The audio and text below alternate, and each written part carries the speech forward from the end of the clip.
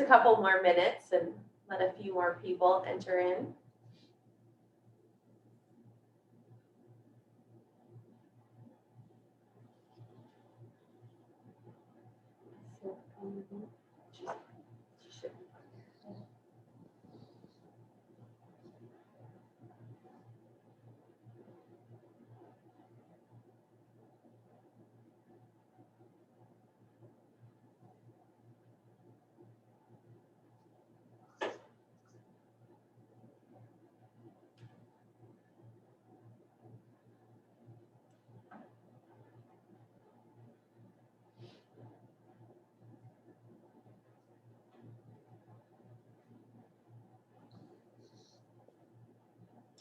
Sarah says she has an invalid meeting ID link.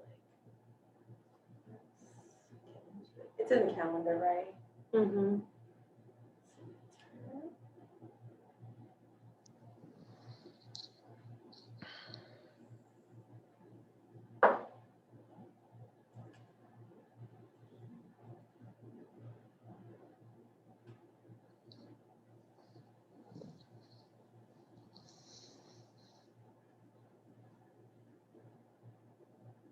Having a little technical difficulty trying to get somebody logged in, so bear with us. It wouldn't be a Zoom meeting if there wasn't some sort of technical difficulty, right? Or somebody started talking while they were on mute. That's one of my favorites as well. Good morning, Kristen. Good morning, Tanya. How are you? I'm good. I'll be here for a while, and then I'll leave and then switch to my phone, and you won't see me, but I'll just be creeping in the background and hearing. How's that? Perfect. I have to drive to Plainfield today, so. Oh, gotcha. All right, well, I think we're getting everybody in. So good morning. Thank you all for joining us. It feels like it's been a little while since we had an update with our local state legislators. So looking forward to today's conversation. Let's see, John Collette's not on here, but you all can tell him that I am going to mention that these are sponsored by Wabash Valley Asphalt. So everybody mark that down, send him a little email, tell him all the great things I said about him. No, we appreciate them doing that for us throughout the year. So I'm going to go ahead and just introduce our legislators and turn it over to them to provide some updates. We do have a few bills that we have a few questions on that our advocacy committee has been reviewing over the course of the session and would like to hear some updates on, but we'd like to hear from you all as well, and just some of the bills that you guys are working on that you feel strongly about, and provide any context there. So without further ado, I'll introduce our legislators who we have joining us today. We have Senator John Ford, we have Representative Tanya Path, Representative Bob Heaton, and I do not see Representative Morrison quite yet, but I know that he's running a little late, had to do some kid drop off this morning, so I think he'll be joining us on the call a little bit later. And then in case you didn't hear it, I know Representative Path has to leave a little bit early, so we'll get everybody in within the course of an hour. So thank you all for being here this morning. Representative Path, I think I'll just go ahead and start with you if you don't mind, since you do have to jump off early. Just give us a little bit of information on some of the bills that you are working on that we may or may not know about. Sure. So there's it's such a weird session, and I think John would agree with that. We're all we're masked up, and we're kind of all in our own little bubbles, our own little worlds. So we don't really see each other as much. So these advocacy forums are good for the other legislators as well to always tell what's going on. One of my bills is 1313, which is students with disabilities. Still passed it last year. We're working on part 2, which is it is two-parter. So we're trying to get people with disabilities who perhaps didn't graduate from high school an opportunity to enter the workforce. So that is making its way, and it's in the Senate right now. Hopefully will be voted on this week. I'm also, my new committee this year is Ways and Means. So I continue to learn how the budget is crafted. So that's really interesting. trying to put amendments on different things and, just trying to work through the whole process and figure out how we're helping the good Hoosiers of Indiana. Excellent. Let's see, let's stick with on the representative side. Good morning, Representative Heaton. Thank you for joining us. Would you like to give us an update on any of the bills you're working on? Good morning. Well, I had two bills that, one of the bills came from the Secretary of State's office, and that passed unanimously in the House, and it's over in the Senate. Senator Holman is working on that. I think the meeting he has is on the 31st of March on that bill. Also, I had a bill, House Bill 1085, and as it turned out, it put that in amendment form and went into House Bill 1553, and it dealt with the funding for members of the Air National Guard and Army National Guard to go on further and get their master's degree, and that affected probably 50 to 60 members of the Guard, and there's about 11,000 members. But so that's moved along in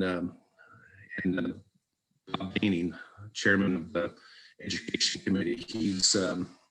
He's working on that in the Senate. So so far so good. But like Tanya mentioned, it's been kind of a weird, needless to say, session so far. But we're moving right along, and in these first 2 weeks of the second half, it's gone by pretty quick. Had much activity with some of the bills, but I think it's going to get busier in the next week or two. Always seems like it. There's a little bit of a lull, and then you guys kind of crank up the action, and we're all trying to keep up. Senator Ford, would you like to give us an update?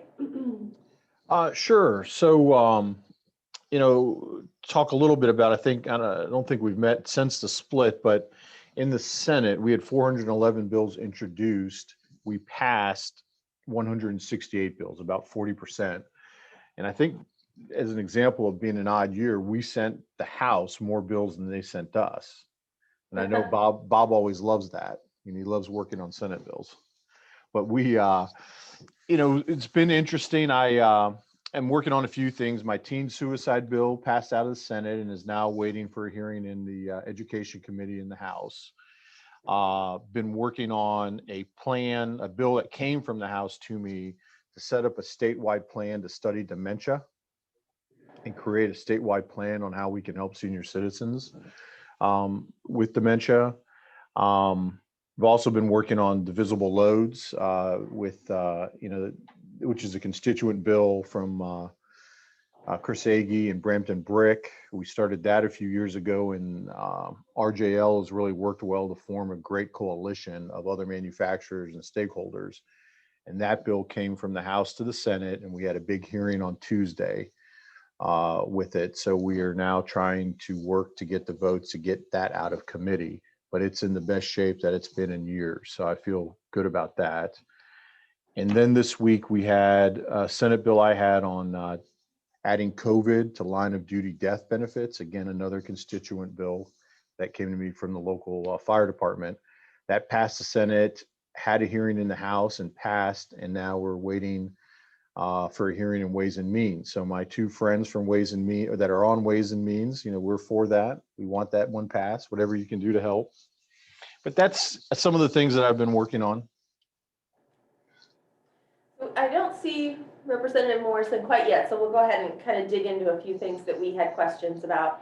I know that there's been a couple different COVID liability bills that have gone through. One has been passed and signed into law, but the other one, I think HB 1002, is still kind of making its way around the system. And I think I heard that last week there was a little bit of language, or maybe it was this week, that was added regarding higher education. So I'm just curious if you all could provide any perspective. This is something that the Chamber has been following very closely. Of course, that COVID-19, civil liability piece was a major concern for businesses going into this session. So we're glad you all are taking a stab at addressing that. So any additional context that anybody would like to provide to that?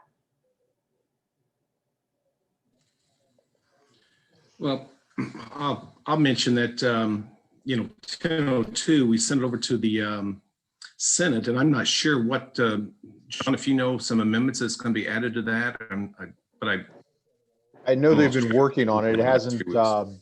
it has not been heard in committee yet. But Senator Messmer, who worked on Senate Bill 1 on the liability on our side, he is also working on that bill 1002. We'll be continuing to follow along with it, and I should note, I didn't say this, that those two bills were the only two bills that the Terre Haute Chamber has officially come out in support of during this session. You know, we're a little different than all of our other chamber counterparts around the state. We try to be pretty selective about things we actually do put our stamp of approval or actively oppose, and those were the only two bills that we kind of came out officially on. But there's a whole lot of others that we are watching. I know, John, you already mentioned the overweight truck permits bill, but Chris Eggy is on here, so he likes it when we mention it as many times as possible. But it's something that we've been following along with quite a bit, and really excited, not just for Chris and his industry, but then now also to see some additional industries are tapping into it that are located here in West Central Indiana, like Steel Dynamics. And so, we're just excited to keep tracking that moving forward. So, Senator, you said that you were feeling optimistic about it. That's a good thing. When do how do you foresee that moving forward over the next few weeks? So we had testimony in committee. The chairman should give us a vote on it a week from Monday. So we're working the committee members pretty hard to get them in line to vote for this. And there'll be some no votes. I mean, there'll be some people that don't like it, but to your point, I mean, the coalition has really grown to include a lot of manufacturers all over the state, automobile manufacturers, steel, brick. I mean, it's really grown. The ag community is now engaged. Who are some of those industries that or groups, I should say, that would be opposing it?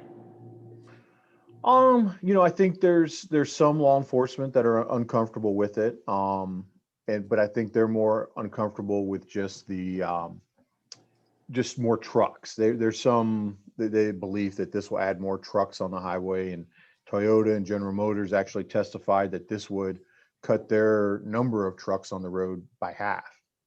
And so I just think there's been, some emotional testimony, that's swayed a few people, but I think we'll get it out of committee, and I think we can get it out of the Senate.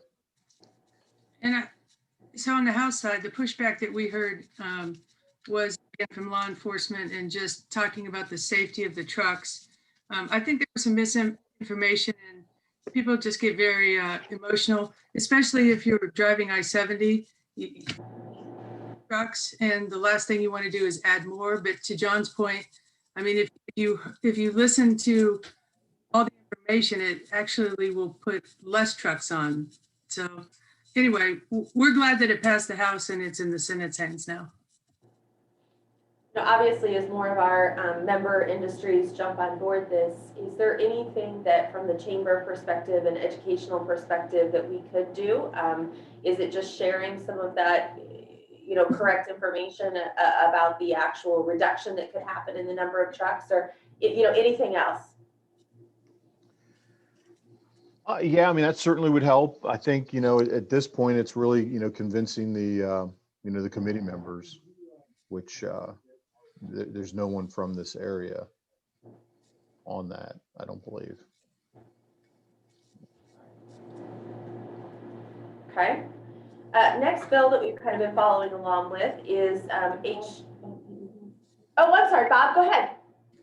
That's right. I was just going to say, I talked to Representative Pressel the other day, and he's optimistic about that it could get passed over the Senate. But you mentioned as far as groups that are against it. I mean, obviously the railroads are, but so I get that. But I think it'd be good for our area, and overall it'd be good for Indiana, I think, if that can get passed. Bob, I am having a little bit of trouble hearing you. Is that just our internet connection, or is that everyone else as well? Yeah, I'm seeing some head shaking. Also having trouble hearing. Okay, I'll lift my, is this better now? that is a little bit better, yeah. Okay. All right, thank you. So the next bill I wanted to ask about is HB 1004, the Small Business Restart Grant Program. I think we have a lot of our members, especially in the restaurant industry, who are following along closely with this one and finding out what this could mean in terms of some additional dollars flowing their way to really help them kind of get back on their feet after the really the incredible losses that they suffered last year. Does anybody have any additional information they might want to provide on this one? Anybody familiar with it? Oh, I'm very familiar with it, but I'm going to throw it to John in a second. So this is fun because these are the bills I've heard. So that's a great bill. It'll help so many small businesses. And, also, I don't think, if you look at the new American CARES Act that's coming as well, that will be another boost to the small businesses. I mean, we need to help them as much as possible. So I believe that this, I don't have the numbers in front of me. I think it almost passed unanimously because, we want to do all we can. So it is in the Senate now. Yeah, and we heard it in Senate Appropriations about a week ago, and we voted it out of committee unanimously. So it should be coming to the floor, and he should be on the floor Monday or Tuesday of next week. But I don't think this will have any problems getting passed. No, we had a little bit of confusion early on when I think our advocacy committee and our executive committee was looking at this bill. It's not just for restaurants, correct? I think originally it had a lot of restaurant tourism related language, but it is for all small businesses. Am I understanding that correctly? Correct. Okay. Excellent. Definitely something we'll be following along with and pushing back out. Now, here's the next one that we've been following along with a little bit, SB 389, the repeal of the state regulated wetlands law. We've been following that along just because we are so closely located to wetlands here in Vigo County. And so I know that probably some of you have seen some information about it on social media one way or another. I'd like to hear your guys' perspective on where this bill is at and what some of those implications are on both sides. Anybody want to take this one first? Well, I'll start, I guess, because we, obviously it came out of the Senate. We voted it out 29-19. Has been a bill, again, that I think there's a lot of misinformation out there. Lots of information that it's going to drain wetlands, it's not true. I think it is focused on isolated wetlands on private property. To think that we would do away with wetlands immediately or when this bill passes is kind of the way it's portrayed in the media. Wouldn't happen. That would mean we'd have to have extraordinary amounts of development, and it's just not going to happen. But we want to protect the wetlands.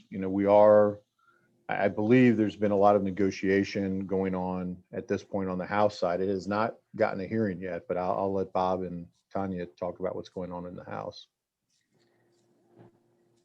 Sure, Bob, go ahead. Well, Representative Doug Gutwein, I had him in my office a couple of days ago, and he committee hearing this coming Monday on it.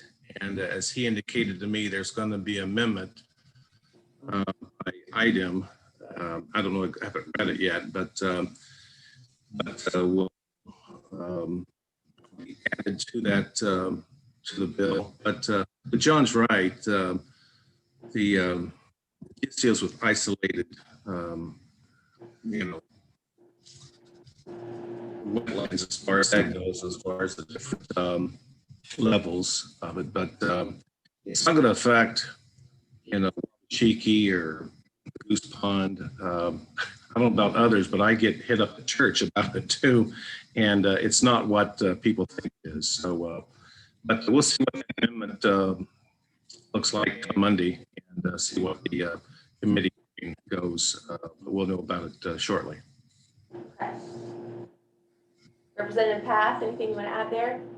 Yeah, from a process standpoint, I'm always surprised when I go in committee and then there's an amendment that changes the entire bill. So that can certainly happen. There's been a lot of talk about this particular bill on both sides of the aisle, and possible amendments and how we can, what am I supposed to say, John, how we can fix the Senate bill. So I'm sure the bill will look very different when it comes to the floor to vote on it. So I'm interested. I've been following this one as well. And so I'm very interested to see how it goes. And just to piggyback on Bob's, Representative Gutwein didn't even have a committee meeting the first part of this session. So it's not like environmental affairs. There's been lots of bills over there. I think he's just pretty picky what he wants to hear. So there's still a chance that he might not even hear it. So we'll see. Okay. Well, we continue to follow along with that one as well. The next one I have a question about is, oh, I'm sorry, Bob, go ahead. It's okay. But anyway, it's going to be heard Monday morning at 8:30. Oh, okay. Okay. Yeah. Thank you. It will be heard. Yeah. Okay. Make a note on that. We'll be checking in with our friends at RJL to see what happens. All right, next bill I wanted to ask you about is pregnancy accommodations. I know we were kind of down to one bill, HB 1309, but I believe we started the session with a lot more bills related to pregnancy accommodations, and have all kind of been whittled down to this one. I don't think I'm out of line in saying that this one doesn't have a whole lot of it's not a huge game changer. In looking at the language, I think it provides that an employer has to hear out an employee's concerns regarding pregnancy and their work and requesting an accommodation. So I'm just kind of curious, what the path is forward for this bill, or if you think that any other pregnancy accommodation language might be popping up again before the end of the session. When we heard it on the House side, Representative Bauer tried to add a couple amendments to it to give it a little more punch, but those failed. So I'm not sure this bill does much, but we'll see what the Senate does to it. On the Senate side, it has been assigned to Pension and Labor Committee, and Phil Boots, the chairman, is one of the sponsors of the bill, but I don't see that it's been scheduled for anything. And, this bill may be an example of, this is an issue that the governor has really pushed, and may be a result of the governor advocating for it, may have caused that topic some issues, because we've not talked about it yet in the Senate, and I know like I said, Senator Boots is sponsoring it, but I'm sure he'll hear it in committee, but we've not had discussion about it. Wait, what? There's problems between the governor and the legislature right now, or what? Just a few disagreements. Oh, it sounds like it. Representative Heaton, anything you have to add to that? As far as which, the governor's Either, we can go in either direction. Well, are we going to go into House Bill 1123 now, or what? No, as far as 9, it's said it's over in the Senate now. We'll see what Senator Boots will do, but I haven't heard much about it since it left the House. Okay. There has been a few interesting things come out of this session already. Like, you know, if you get emails from the Indiana Chamber, you probably know that they're not very happy with Senator Boots on a couple of things, and have made that abundantly clear. So it's been an interesting session to follow along with on some of those things. The next bill I wanted to, oh, Wait. go ahead, Tanya. Just real quick, I'm going to switch to mute and start to get in the car. But so just please don't call on me, but I will be listening. And thank you as always, the Chamber and your advocacy. And hopefully I'll see you next month. Thanks, Tanya. We appreciate you joining us today. Thank you. The next one I wanted to ask about that's gotten a little bit of play in the media for kind of different reasons is HB 1381, the commercial wind and solar standings bill. I know that it has some definite implications for alternative energy companies, and we've been hearing about that because we do have several companies that are looking at projects throughout the region, not necessarily Vigo County, but in some of our surrounding counties that have some concerns about it. But I know it also has some concerns from some of our local elected officials from kind of a more procedural standpoint. So does anyone have any information they want to weigh in with this one at, and you know, how we as a business community should be looking at it? Well, I would say, you know, from my perspective, I mean, this is one of these bills, I think that there's been a lot of misinformation out there and got out, you know, from the gate, you know, with some bad information. But the way I look at this bill is not necessarily about taking power away from the commissioners, because they would still play a role in it. But, you know, from a state level, we're trying to develop energy policies, and alternative energies is a key factor in recruiting businesses and having a sound power system. So we can't have 92 different opinions on alternative energies. We can't have 92 different resolutions or laws on alternative energy. So to me, this bill has been all about setting up a statewide alternative energy formula, a platform. But I know it also comes down, you know, personal property rights play into this, you know, and then, you know, also local control. So it's a very interesting bill that hasn't been heard yet. I think it's coming up next week. But again, there's been a lot of negotiations going on about this bill. Representative Heaton, yeah, go ahead. Yeah, the 1381 that was discussed in our caucus, and I don't know the exact vote on it, but it was quite a few voted against that bill. But yeah, John's right about that. It's you know, we have to do something overall. And in talking to I think Representative Soliday was the author of that bill. I don't know where it's at in the Senate or who's the sponsor over there, but overall, something has to be done, and we'll see where it goes from here. Well, that's one we'll continue to follow along with. Like I said, especially from the regional implications standpoint, I think it's something that we're very interested in. And then we just added to our weekly legislative update a new, I don't know that it's a new bill, but it's new to us in terms of us following it. And that's SB 336, the Business Personal Property Tax Exemption Bill. You know, anything, whenever we're talking about business and taxes, always will pique our radar. And RJL brought it to our attention last week. And I think it probably also has, we don't have any, no, we do have Mayor Bennett, I think, on the call today. You know, I'm sure it's always of interest to local legislators whenever this kind of information starts to be happening. So wondered if either of you had any thoughts on where that is headed and how it might progress, or if it's something you're familiar with.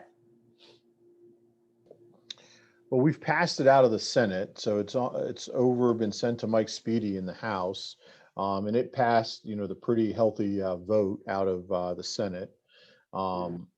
But you know, it's one of these bills where we're, you know, trying to attract business, trying to help businesses, and it does have an impact on local tax revenues. But I believe it's pretty minimal. But the mayor probably could speak more about the local impact than I could.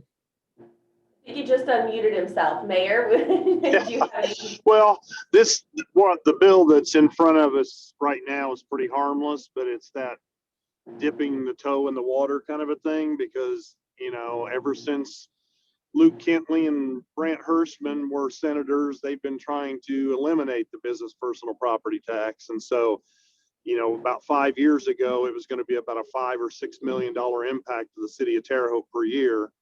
I don't know what it is now. So I'm just keep a close watch on it. And all we've asked for, and our lobbyists at AIM and both RGL Solutions, is just replacement revenue, and versus us having to raise local option income tax to make up for it, which we don't have control over that anyway. The county council would have to, and there's no appetite to raise that again after the jail.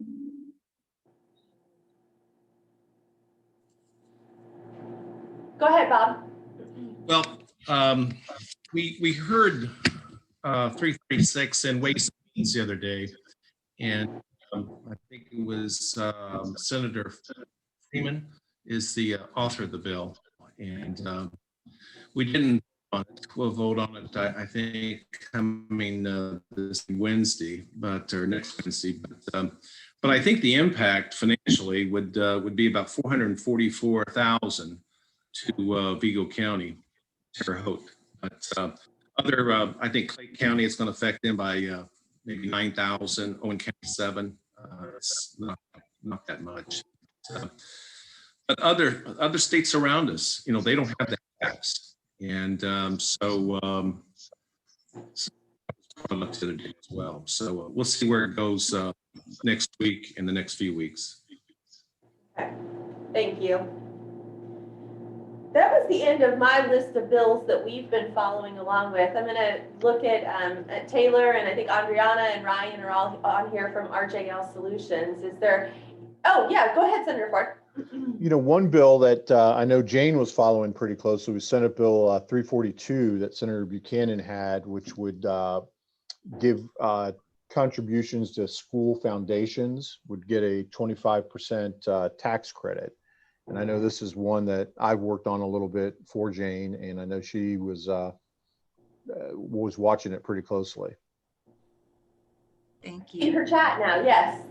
Thanks, Jane, for mentioning that. Thanks for your work on that, Senator Ford.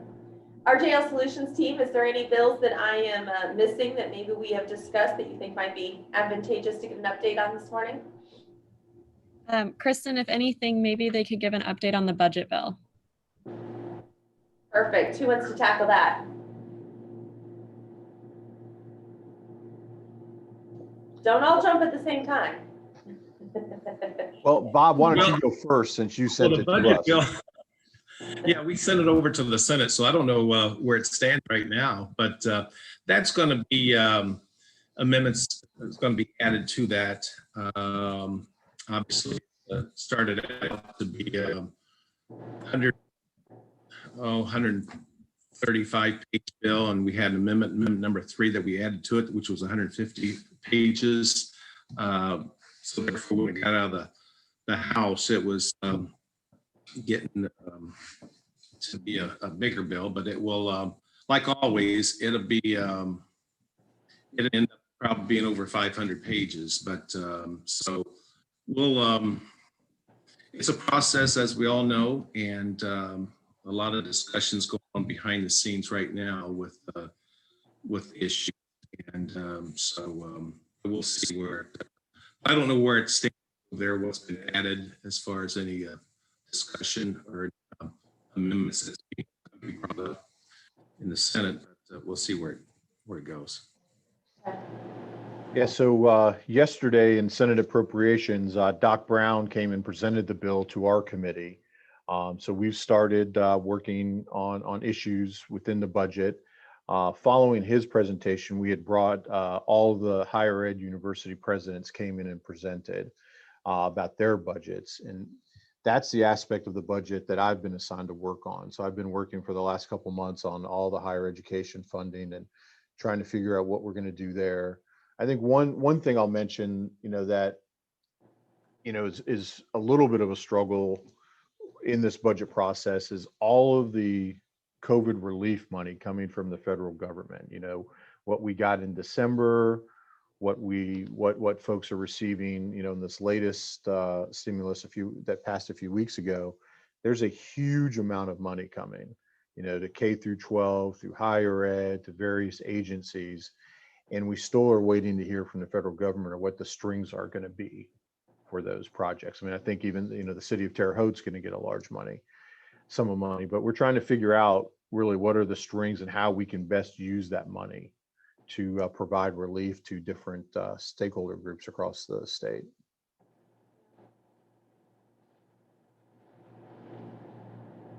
Okay. Mayor Bennett, any questions you have before we start to wrap things up?